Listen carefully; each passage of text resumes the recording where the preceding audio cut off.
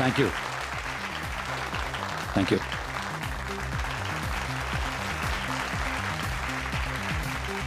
Thank you so much. इस car को बनाने का हमारी कंपनी का सपना तो था ही, साथ ही न्यू जनरेशन को हम लोग एक ऐसी कार देना चाहते थे जिसमें बैठ के वो लोग कूल और फैंसी फील करें, जैसी feel American and German brands की कार में होती है। अब आपका ज्यादा वक्त ना लेते हुए let me introduce to you the most valuable gift to our nation. Ayaan, please come. Vicky, can I have the remote, please? Yeah. There you go. Future is all yours.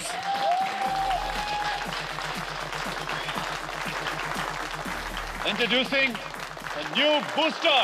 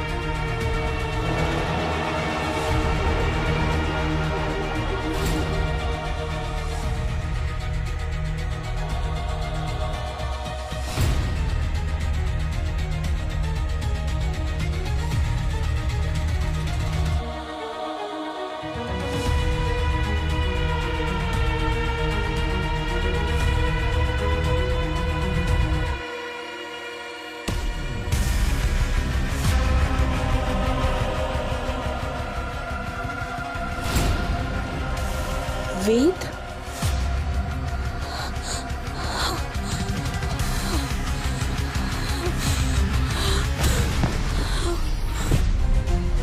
Devika, कौन?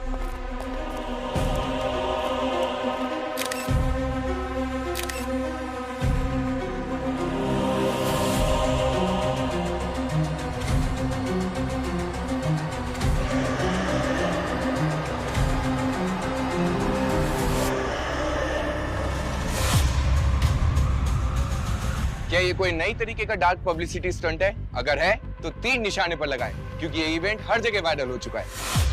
आमतौर पर कार के साथ उसके फीचर्स लॉन्च होते हैं, लेकिन booster के साथ लॉन्च हुई है उसकी ड्राइविंग सीट पर बैठी हुई एक डेड बॉडी।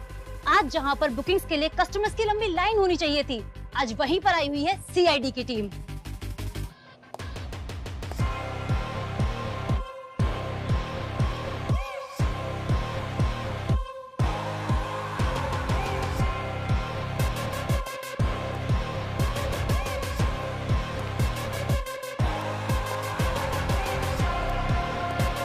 सर, देविका को होश आ गया है।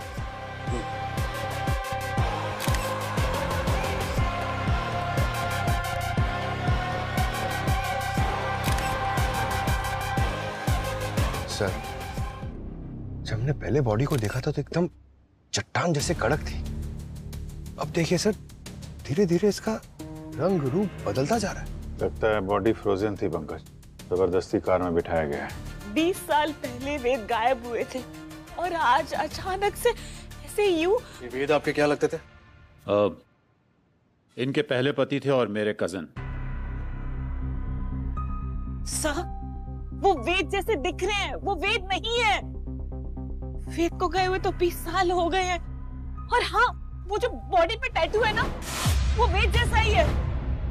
वो तो 20 साल पहले लद्दाख में बर्फ में। सर, आई एम श्योर कोई ना हमारे साथ प्रैंक कर रहा है। हाँ, आप चेक करिए ना। और आजकल तो आपको पता है ना, 3D वाले मॉडल्स कितनी इजीली बन जाते हैं। ये नकली है।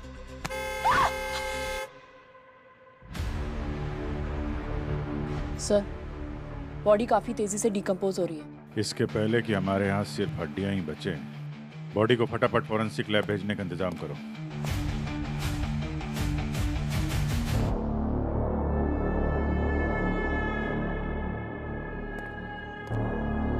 बीवियां कभी झूठ नहीं बोलती हैं।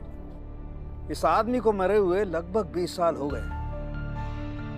अरे सर, ये आदमी ऐसा कौन सा चूरन खाता था कि 20 साल तक इसकी बॉडी डिकम्पोज नहीं हुई है? पंकज, मैंने इस आदमी के मसल टिश्यूज और ब्लड सेल्स बहुत अच्छी तरह से चेक किया और जिस तरीके का माइक्रो बैक्टीरिया इसकी बॉडी में मिला है उससे साबित होता है कि इस आदमी की लाश किसी ऐसी जगह पर दबी हुई थी जहां चारों तरफ बर्फ ही बर्फ थी, एकदम ठंडा इलाका। क्या? हाँ, ऑलमोस्ट -20 डिग्री टेम्परेचर। और इतना कम टेम्परेचर इंडिया में सिर्फ हिमालय के हाई एल्टीट्यूड एरिया में मिलता और कहीं नहीं। लेकिन अगर 20 साल से किसी मरे हुए इंसान की लाश कहीं दूर पहाड़ों में दबी हुई थी, तो फिर ये अचानक मुंबई कैसे आ गई? अरे ऐसा कौन सा स्पीड पोस्ट है कि लाश वहां पहाड़ों से या मुंबई एक कार के सीट में आ गई? पंकज, अभी लाश स्पीड पोस्ट से आई है या टाइम ट्रेवल करके आई है, ये पता लगाना तुम लोगों का काम है ना। हाँ, लेकिन मैं तुम्हें ये बता सकता हूँ कि ये लाश कब बाहर आई है। सर, तो पूरी बात बताइए ना, आप ऐसे किस्तों में क्यों बोल रहे हैं? ये लाश 12 से 13 घंटे पहले बाहर आई है। क्या? हाँ, सिर्फ 12 से 13 घंटे पहले? बिल्कुल। जिस तरीके से इसके मसल टिश्यूज टूट टूट करके गिर रहे हैं और जिस तरीके से इसका स्किन का कलर बदलता जा रहा है, उससे बात साफ पता चलती है कि किसी लो टेम्परेचर से इस लाश को बाहर आने में सिर्फ 12 से 13 घंटे लगे, बस। सर, वेद को ना पैराग्लाइडिंग का बहुत शौक था, इसीलिए ही वो लद्दाख जाते थे। वहाँ पर कोई कंपनी थी जो पैराग्लाइडिंग करवाती थी। बस वहीं पर पैराग्लाइडिंग करते टाइम जब लैंड कर रहे थे तो एवलांच हो गया और वेद बर्फ में फंस गए। उसके बाद वेद कभी मिले ही नहीं हमें।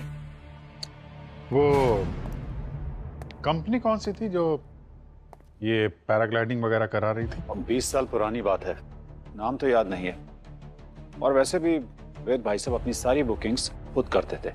तो बुकिंग की डेट तो याद होगी ना आपको? हाँ सर, वो मैं कैसे भूल सकती हूँ। 3 सितंबर 2004। तुम्हें फाइंड इट। क्या 2004 में? अब मैडम, इतनी पुरानी बात कौन ही याद रखेगा। पर हाँ, झूठ नहीं बोलूंगा कि कभी कभार बर्फीले तूफानों में ऐसे हादसे अक्सर हो ही जाया करते हैं। और ये पैराग्लाइडिंग का खेल तो है ही रिस्की, और सच कहूँ तो इसी एडवेंचर की वजह से लोग आते हैं इसको करने के लिए।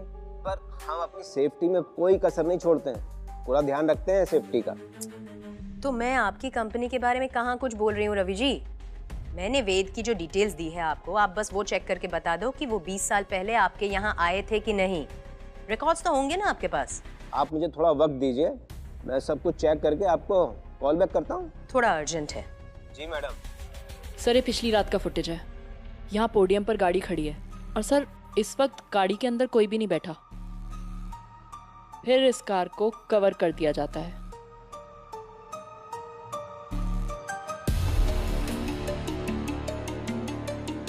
और फिर आज सुबह यहाँ जब इस कार को अनकवर किया जाता है, सर देखिए, वेद की लाश ड्राइवर सीट पर बैठी मिली है।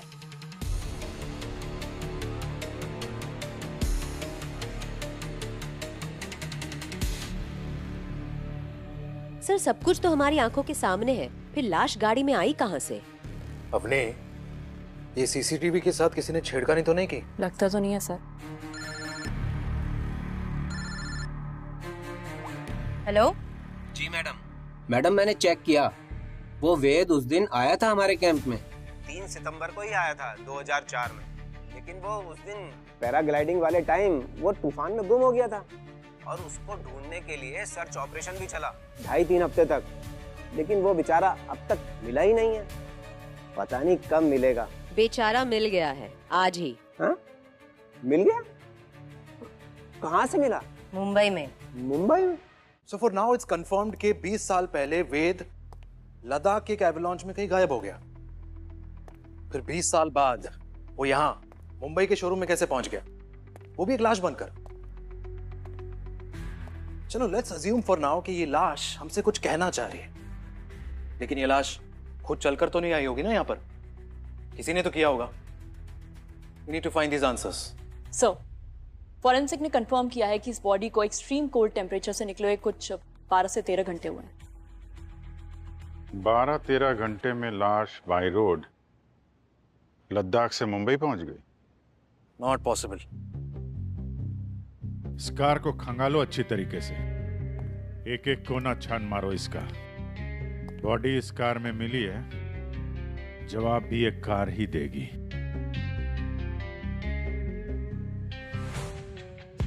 यार बहुत बुरी किस्मत है इस गाड़ी की तो। इसका बर्थडे मनाया नहीं कि डेथ सर्टिफिकेट जारी हो गया इसका। सच में सर, इस कार को तो अब कोई भी नहीं लेगा। ये बहुत हैवी डिस्काउंट पे मिलेगी। ये केस सॉल्व हो जाने दो, फिर शोरूम से आके बात करता हूँ। सर,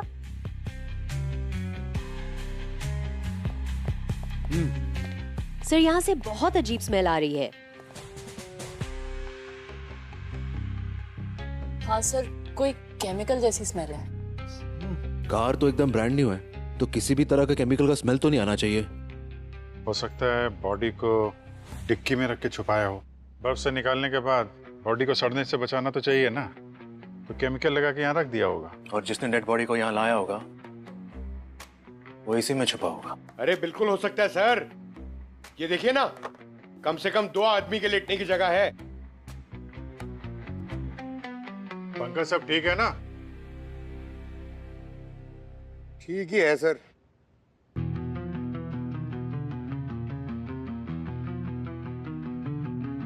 अब जरा इस डमी को वहां ड्राइविंग सीट तक लेकर जाओ।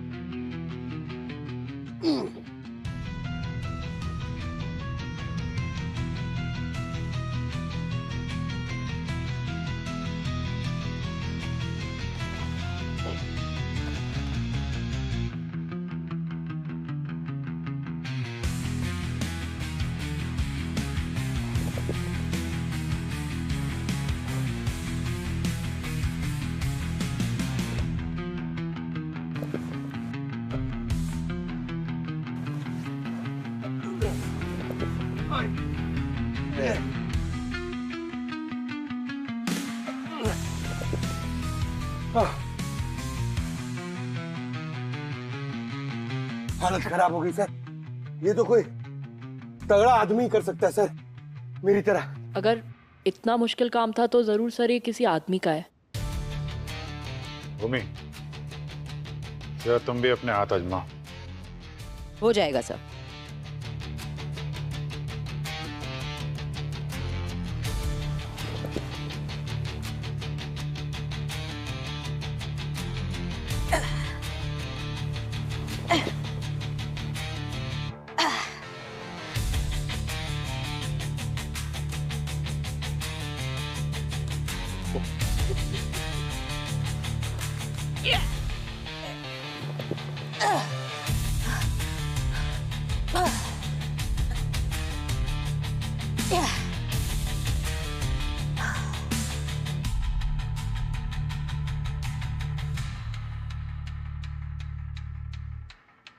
इतना भी मुश्किल नहीं था पंकज जी। वो एक्चुअली सर वहां सीट के पीछे मेरा पैर फंस गया था, वो ऐसे करने के चक्कर में। अच्छा, मतलब बॉडी को शिफ्ट करने वाला आदमी या औरत भी हो सकती है। और वो जो कोई भी है उसको यहाँ के सीसीटीवी कैमरे की पोजीशन के बारे में पता है, इसलिए बगैर कैमरे में आए इस काम को अंजाम दे दिया। तो मतलब कोई घर का ही मेंबर होगा। ठीक है, तो फिर उनकी शोक सभा में शामिल होके आते हैं हम लोग। ये कह रहे हैं कि वेद की शोक सभा रखो। भला एक ही आदमी की मौत का मातम मैं बार बार कैसे बना सकती हूँ। बहुत मुश्किल से ट्रॉमा को भूलकर बाहर आई थी और फिर वही सब करूं। और अयान कहाँ था तब? जब वेद लापता हुए तो आयान मेरे पेट में था। मैंने उसे कैसे पैदा किया है, कैसे पाला है ना, ये मैं ही जानती हूँ। और वही बच्चा मुझे गालियां दे रहा है। गाली नहीं दे रहा मैं, पर हाँ गुस्सा हूं, बहुत गुस्सा हूं। और क्यों ना हो गुस्सा, जिनके पीछे अपनी पूरी लाइफ डैडी डैडी करके घूमता रहा, आज पता चल रहा है कि वो मेरे डैडी है ही नहीं। अरे बच्चा नहीं हूं मैं, पहले क्यों नहीं बताया कि मेरे डैडी कोई और थे? कैसे बताता उसे? आजकल के बच्चे एक दिन में तो डिप्रेशन में चले जाते हैं, और फिर देविका को भी संभालना था। सुसाइड करने की बात कर रही थी वो। वेद भाई साहब को तो मैं पहले ही खो चुका था। मैं नहीं चाहता था कि उनकी फैमिली को कुछ भी हो, और इसीलिए मैंने देविका से शादी की और अयान को अपना नाम दिया। क्या जरूरत थी अभिषेक को ये सब करने की, पर उसने ये सब किया। वरना वेद की बहन नैना हमें सड़क पर लाने का पूरा इंतजाम कर चुकी थी। नैना? क्या किया था नैना ने? पापा का पूरा बिजनेस मैंने संभाला था। उस वेद को तो दुनिया घूमने से फुर्सत नहीं थी। जब सारी मेहनत मेरी थी तो क्या हुआ, कंपनी से मैंने अपना स्टेक बढ़ाने की डिमांड कर ली। लोग इसे लालच बोलते हैं, लेकिन मैं इसे अपना हक बोलती हूँ। जिसे आप अपना हक कह रही हैं, देविका की नजरों में वो हड़पना है। ऐसे कैसे बोल सकती है वो? शर्म नहीं आई उसे ये कहते हुए? जिस शोरूम में खड़े रह के उसने वो कार लॉन्च की थी, वो शोरूम मेरे पैसे से चलता है। ऑटोमोबाइल कंपनी मेरी है। महीने महीने पैसे भेजती हूँ मैं उसे और उसके बेटे की परवरिश के लिए। वो तो कह रहे थे कि अभिषेक उन सबको संभालता है। अभिषेक संभालता है? क्या संभाला उसने? वो मेरे चाचा का लड़का है। उधर वेद मिसिंग हुआ और इधर इसने उसकी ही बीवी से शादी कर ली, हमारी प्रॉपर्टी पे मौज करने के लिए। चाहती तो मैं उसी वक्त उसकी पोल खोल सकती थी। क्या मतलब? पोल खोल देती? फिर आप लोग को दिखाती हूँ।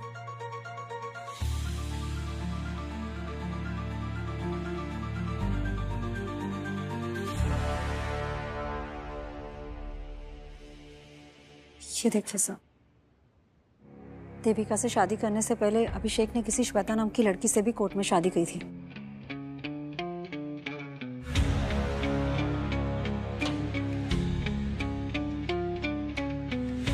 शादी के बाद एक और शादी। तो पता लगाओ ये श्वेता जी हैं कौन और कहाँ हैं।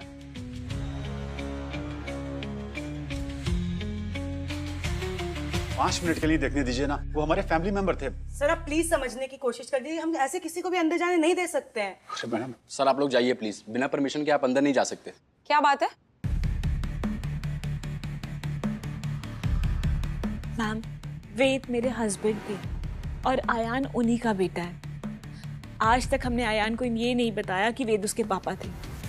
प्लीज आखिरी बार मेरे बेटे को उसके पापा की शक्ल देखने दीजिए ना। ये फॉरेंसिक लैब है, यहाँ बहुत सारे कॉन्टामिनेशन होते हैं और बॉडी के कांटेक्ट में आने से पहले बहुत सारे प्रिपरेशन करने पड़ते हैं। आप लोग जाइए, पहले परमिशन लेकर आइए, उसके बाद ही मैं आपको अंदर अलाउ कर सकती हूँ। ठीक है, हम लोग परमिशन लेकर आते हैं। आओ बेटा। Thank you.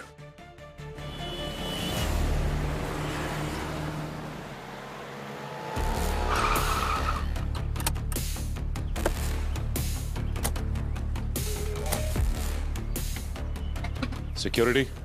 हाँ जी कहिए। ये जो सामने वाली बिल्डिंग रेनोवेशन पे गई है, सुना है कि उसके काफी सारे ओनर्स इस बिल्डिंग में शिफ्ट हुए हैं। हाँ, वहाँ से तो काफी सारे लोग यहाँ रह रहे हैं। तो उनमें से कोई श्वेता नाम की औरत भी रह रही है क्या? अब मैडम इतना बड़ा सोसाइटी है, इसमें तो 2500 श्वेता रहती होगी। वो तो ठीक है, लेकिन अच्छा जरा याद करके बताओ कि 40 साल के आसपास की कोई लेडी है क्या? हाँ, एक तो तीसरे मंजिले पे है जो श्वेता नाम की एक 40 लगभग है वो।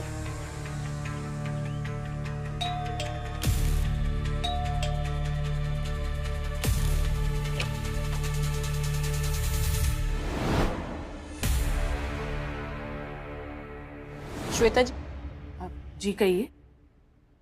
हम लोग सीआईडी से हैं।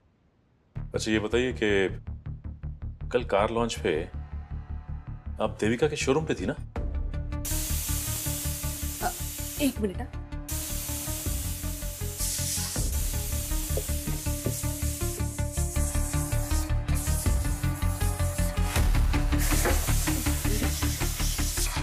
लगता है दाल गल गई।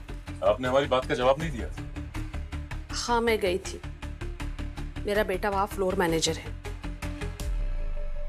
और आपके हस्बैंड कहाँ है? ये आप सब मुझसे क्यों पूछ रहे हो? सवाल तो बनता है ना, जब एक ही आदमी ने दो शादियां की। आपका मैरिज सर्टिफिकेट।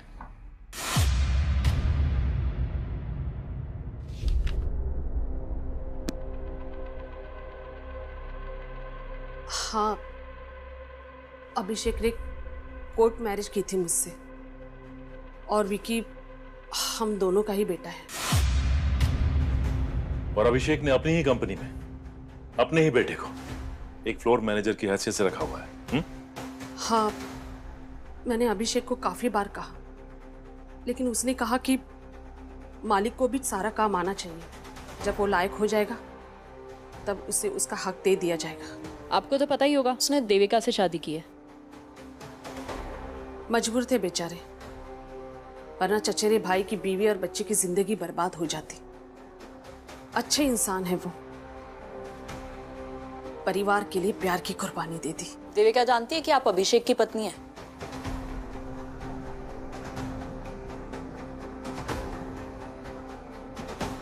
अच्छा ये विकी अभी कहाँ है? मुझे नहीं पता, कल से वो घर नहीं आया। मुझे थोड़ी ना वो बता कर जाता है। एनीवे, फिलहाल हम चलते हैं।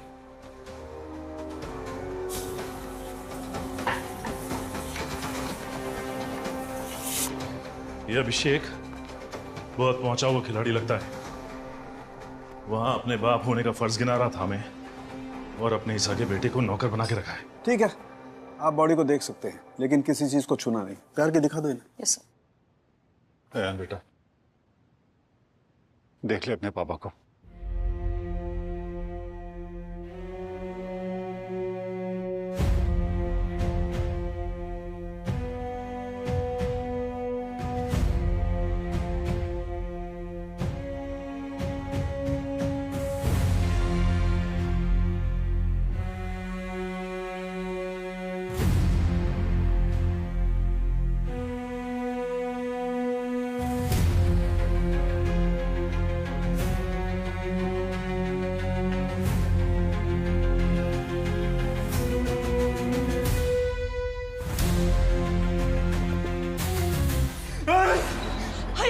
अयान बेटा, संभाल मैं आपको। हाथ? हाथ कहाँ है? सर! क्या हुआ? सर बॉडी के हाथ नहीं है। क्या मजाक कर रही हो? बॉडी के हाथ? माय गॉड,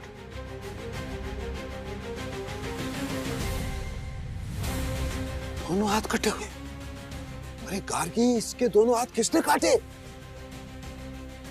फॉरेंसिक लैब से कौन चोरी करके ले गया हाथ?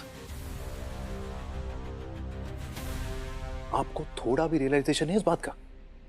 ये बात सुनने में ही कैसा लग रहा है कि सीआईडी के फॉरेंसिक लैब में से कोई डेड बॉडी का हाथ काट कर ले गया? ये बात अगर सीआईडी ऑफिस के बाहर लीक हो गई ना, तो सीआईडी की रेपुटेशन की धज्जियां उड़ जाएगी।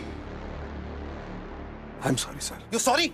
Yes sir, I am really very sorry. मैं जानता हूं हमसे बहुत बड़ी गलती हुई है, लेकिन सर अगर हम इस गलती में एक अपॉर्चुनिटी तलाश कर ले तो। क्या मतलब? मतलब ये सर कि अगर हम ये पता लगा लें कि ये कटे हुए हाथ दरअसल किसके काम आ सकते हैं, तो सर शायद हम इस केस को और ज्यादा जल्दी से सॉल्व कर सकते हैं। I think he is right. अब चोरी हो ही गई है तो हमें इसका फायदा उठाना चाहिए। Yes sir. Super, mind blowing. नहीं, good going. Very good.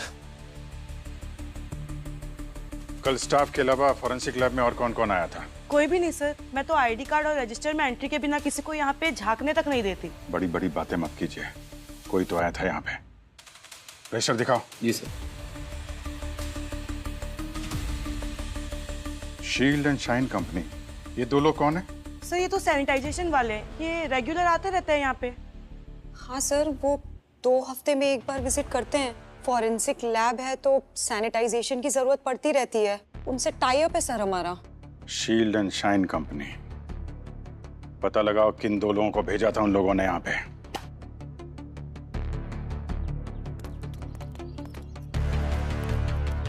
Sir मैं सिस्टम में चेक करके बता रहा हूँ। कल हमारे लड़के जाने वाले थे लेकिन नहीं गए। शेड्यूल में था कल विजिट का, लेकिन वो और किसी साइड पे फंस गए। लेकिन ये कंफर्म है हमारे लड़के नहीं गए, ये कंफर्म है सर। ठीक है, ये शेड्यूल तो आता जाता कोई भी देख सकता है। कल या पूरे दिन कौन कौन आया था? सर जो भी आए थे सबका डिटेल है इसमें। ये अभिषेक, देविका, अयान, ये तीनों क्या कर रहे हैं आज यहाँ? सर डेड बॉडी देखने आए थे।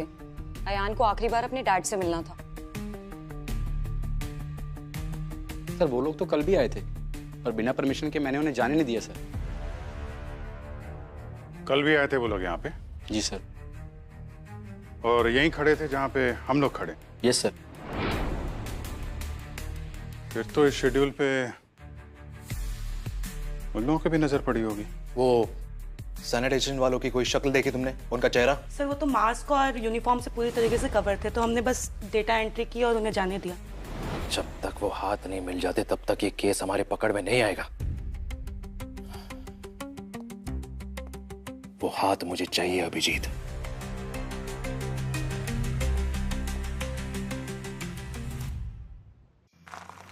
हाँ सर ये तो है, लेकिन ये 3 से 5 का समय ना बड़ा अजीब सा होता है। हाँ, आम लोग सोते हैं, क्रिमिनल जग जाते हैं। ये तो है।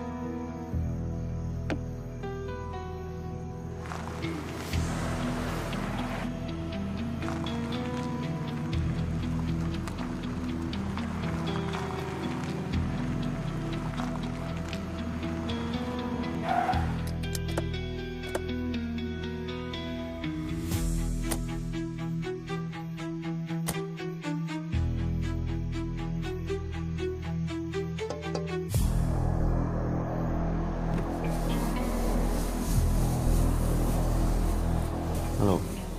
Need any help?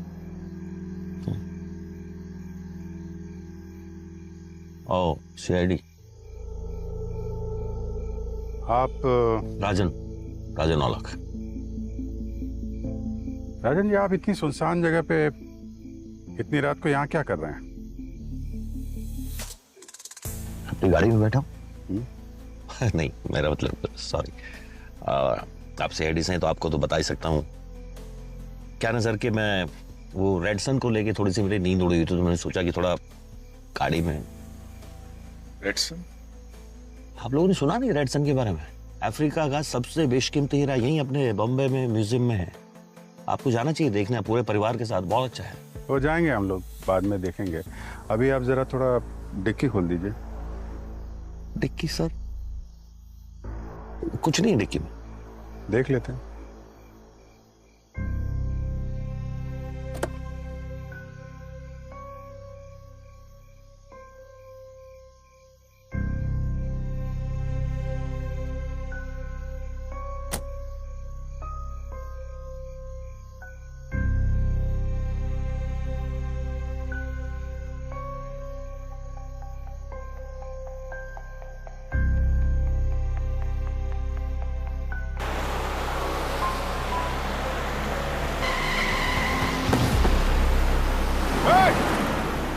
रुक।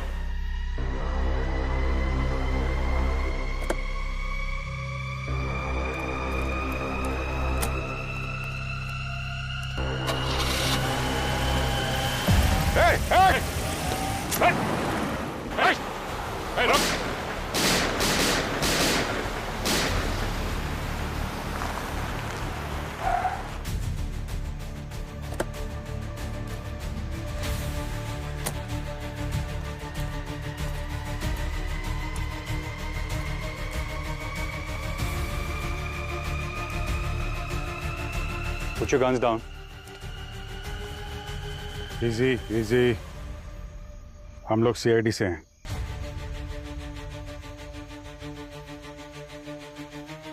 गोली आप लोगों ने चलाई थी? जी हाँ, गोली हम ही ने चलाई। हम लोग पेट्रोलिंग पे थे और यहाँ पे एक आदमी खड़ा था। हमको शक हुआ और उससे डिक्की खोल के दिखाने के लिए कहा, लेकिन मौका मिलते ही भाग गया। दिखने में कैसा था? अच्छी हाइट थी, लंबा चौड़ा था, वेल बिल्ट। राजन नाम बताया था उसने। राजन? कब से पीछा कर रहा हूं उसका। He is the most wanted jewel thief. वो और उसका partner Rehan Roy red sun को चुराने की फिराक में है। हाँ, कुछ अफ्रीकन रेड सन की बात कर तो रहा था वो। 25 अप्रैल को एक चोरी कर चुका है। अब रेड सन तक पहुंचने से पहले उसे पकड़ना पड़ेगा। किस डायरेक्शन में गया? ओ, इधर ही सीधा गया वो। Okay, thank you officers. All the best.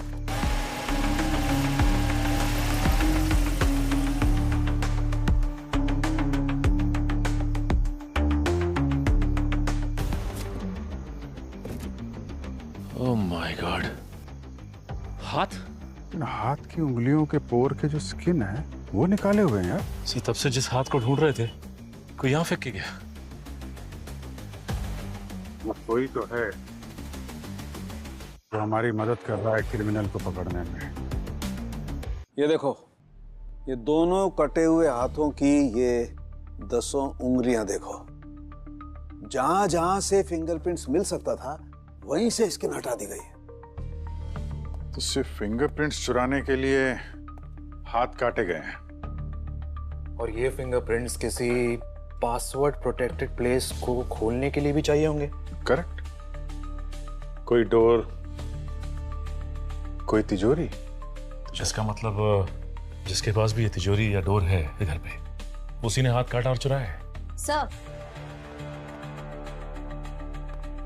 Sir, मैं देविका और अभिषेक के रिकॉर्ड्स जैसे कि बैंक अकाउंट्स, बिल्स वगैरह चेक कर रही थी।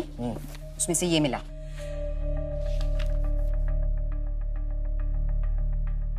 व्हाट? 1.5 लाख बिजली का बिल? मैंने हिस्ट्री चेक की, पिछले कई सालों से इनके इलेक्ट्रिसिटी बिल्स इसी अमाउंट के आसपास के हैं। हर महीने लाख रुपए से ज्यादा का बिल है। ये देविका, अभिषेक, ये क्या घर में एक फैक्ट्री चला रहे क्या? हर महीने लाखों का बिल, वो भी बिजली का। चल क्या रहा है? इतना एसी क्यों चला रहे हैं ये लोग? मतलब घर में शिमला बनाना है क्या? एक मिनट।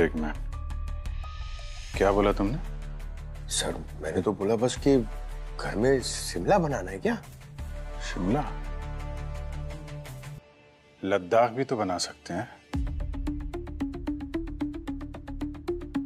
पंकज, तुम लद्दाख के लिए निकलो तुरंत।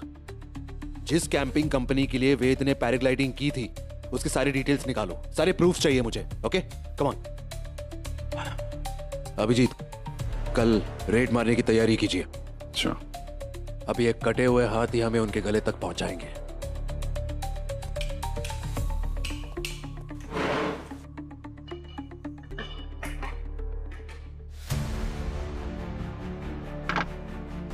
ये आप क्या कर रहे हैं? क्यों कर रहे हैं सब?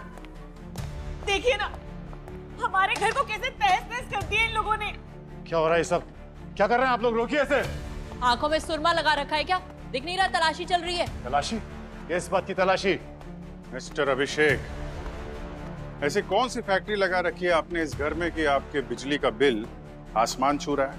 हा? वो भी पिछले 20 सालों से। लाखों रुपए का बिल आ रहा है आपका। कर क्या रहे हैं यहाँ पे? लाखों रुपए का बिल आ रहा है तो उसमें क्या हो गया? क्या हो गया अभी पता चल जाएगा। अच्छे से तलाशी लो। अगर दीवार तोड़नी पड़े ना, वो भी तोड़ो। पर आप उन लोगों का घर क्यों नहीं तोड़े जिन्होंने हमारा घर तोड़ा है? नैना जी का घर भी नहीं बचेगा सीआईडी के प्रकोप से। अभी आप चलिए, पीछे हटिए, कोने में खड़े हो जाइए।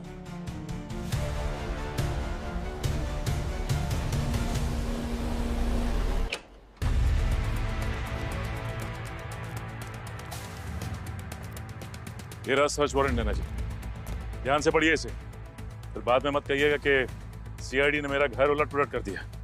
घर का कोना कोना छान मारो, कोई जगह छूटनी नहीं चाहिए। लेकिन आप लोग यहाँ क्या ढूंढने आए हैं? ये भी पता चल जाएगा आपको, सब्र रखिए।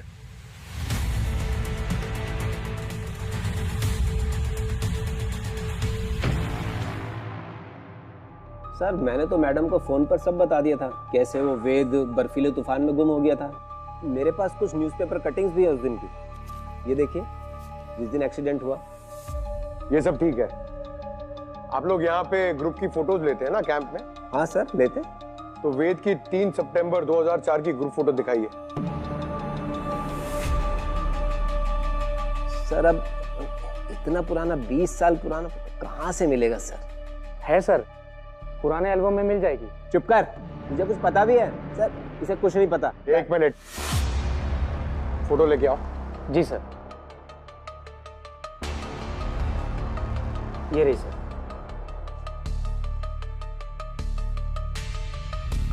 इसमें वेद कौन है बताओ?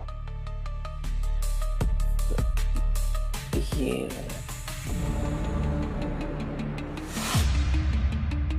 बेवकूफ बना रहा है। वेद कैसे दिखता है मैं जानता हूं। सही सही बता क्या चक्कर है, वरना तुझे यहीं पे ठोक दूंगा। नहीं सर, मैं सब सच बताता हूँ।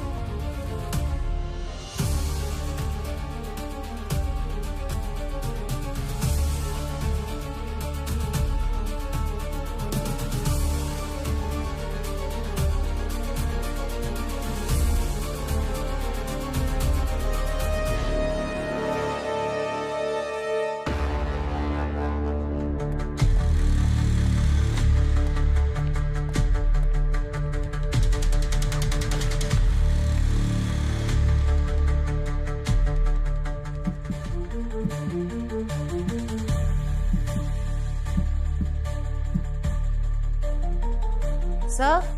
हाँ भूमि।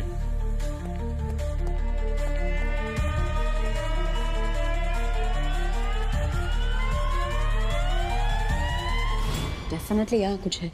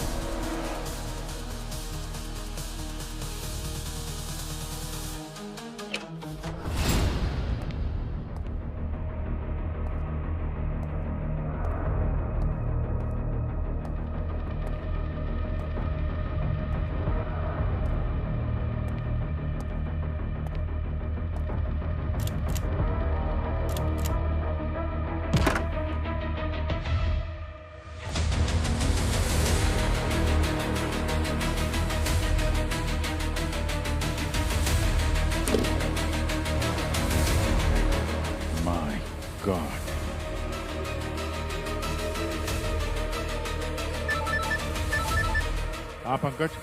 सर यहाँ वेद की सारी एंट्रीज फर्जी हैं। यहाँ पर वो कभी पैराग्लाइडिंग करने आया ही नहीं था। आता भी कैसे?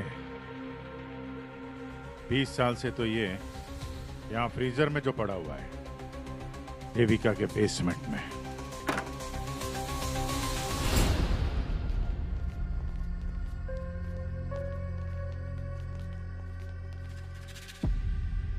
क्या बात है, बेसमेंट के अंदर अच्छा खासा लॉकर बना हुआ है।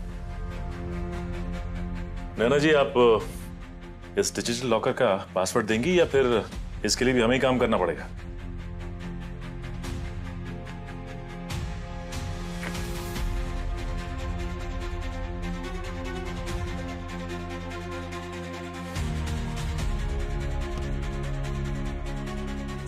ये वही कटे हुए हाथ के फिंगर्स की स्किन।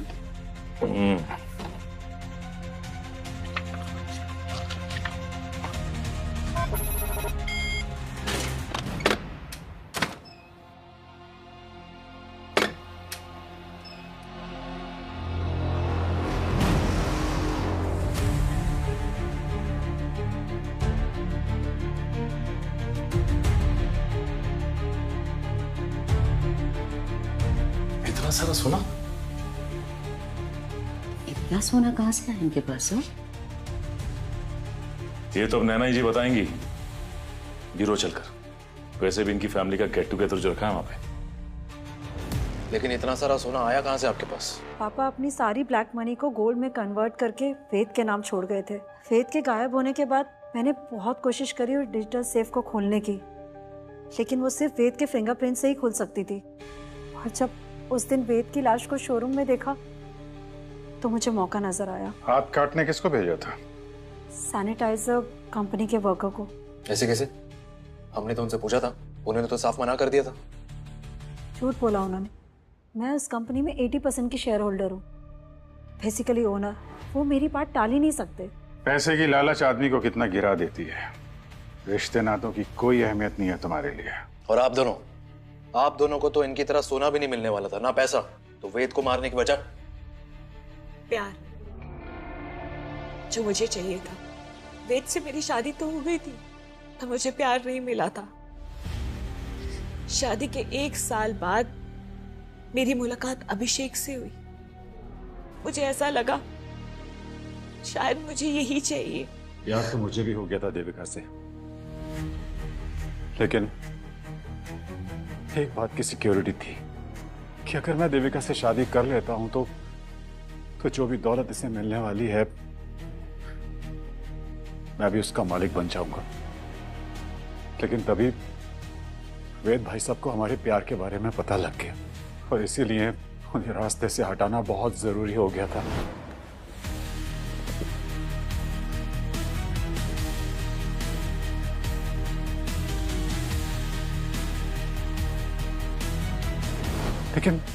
लेकिन उन्हें मारने के बाद हमें पता लगा कि एक पुश्तैनी तिजोरी है और उसे पाने के लिए हमें वेद भाई साहब की लाश को संभाल के रखना पड़ेगा, क्योंकि उनकी लाश ही उस तिजोरी की चाबी है। बहुत लंबा इंतजार किया आप लोगों ने, 20 साल। फिर तुम लोगों को एक कहानी की जरूरत थी कि वेद पैराग्लाइडिंग करते हुए मारा गया, है ना? हाँ। लद्दाख की उस कैंपिंग कंपनी के मालिक को मैंने 10 लाख रुपए पे किए ताकि वो झूठी खबर फैला सके। हाँ, इतने सालों तक हमने उस लाश को छुपा के रखा, पर पता नहीं उस दिन शोरूम में वो लाश कैसे आ गई। उसे अयान लेकर आया था।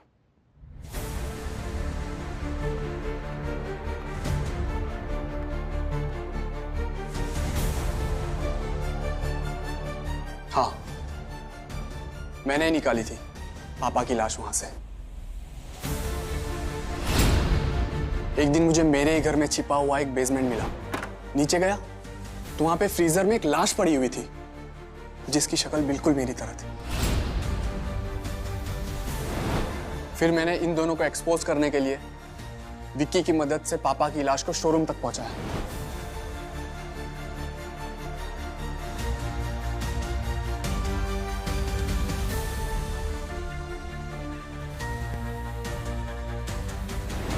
तुमने जो किया वो ठीक किया यान, लेकिन तरीका गलत था। तुम्हें सीधे पुलिस के पास जाना चाहिए था। जिसने मेरे पापा को मार दिया वो मुझे क्या छोड़ते? अपनी पावर का गलत इस्तेमाल करके मुझे भी मरवा देते ये लोग। और मुझे पता था अगर सीआईडी इस केस में इन्वॉल्व हो गई तो ये दोनों बिल्कुल नहीं बच पाएंगे।